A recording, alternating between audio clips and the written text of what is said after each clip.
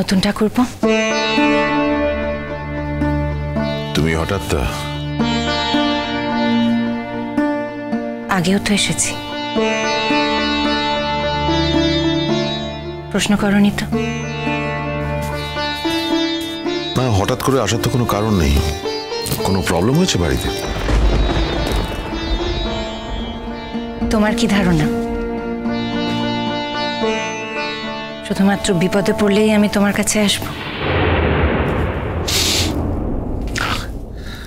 আমি তোমার সঙ্গে কোনো রকম তর্ক করতে চাইছি না। আমি এখানে তোমাকে একটা সোজাসাপটা কথা বলতে এসেছি। কাল রাতে মিঠি তোমার সঙ্গে যে ব্যবহার করেছে তার জন্য আমার লজ্জার আর দুঃখের শেষ নেই গো। কিন্তু কি করব, ছেলে মেয়ে যখন বড় হয়ে যায় তখন তো বাবা মারা তাদের উপর কোনো কন্ট্রোল থাকে না। কে কখন কি কথা বলবে সেটা তখন তারাই ঠিক করে। আর সেই জন্য তুমি আজকে ছুটে এসছো? এটা তো কালকের ঘটনা। আমি আমার ছেলে মেয়ের হয়ে তোমার কাছে আবারও ক্ষমা চাইছি। তুমি ক্ষমা চাইছো কেন? ছেলে মেয়ের দায় কি তোমার একার? আমি তো তাদের মা। ঠিক, তুমি তো ওদের মা।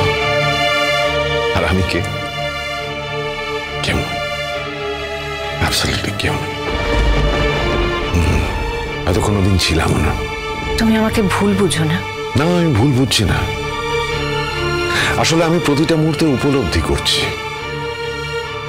সম্পর্কের মধ্যে যদি কোনো বাঁধন না থাকে না, তাহলে সেই সম্পর্কের কোনো মূল্য থাকে না। এই বাঁধনটা আইনি বাঁধন, বৈধতা, কাগজে কলমে আইনের বৈধতা। এর বাইরে আর কিচ্ছু নেই। মন, উপলব্ধি, আত্মিক সম্বন্ধ, কোনো কিছুরই কোনো মানে থাকে না। যা কিছু সব ওই কাগজে কলমে আইনি বৈধতার মধ্যে। আসলে আমি তো ওদের নিজের সন্তানের মতো ভাবতাম। ওরাও জানে আমি ওদের বাবা নই, বাবার মতো। বড় হয়ে গেছে, প্রয়োজন ফুরিয়েছে, প্রয়োজন কমে গেছে।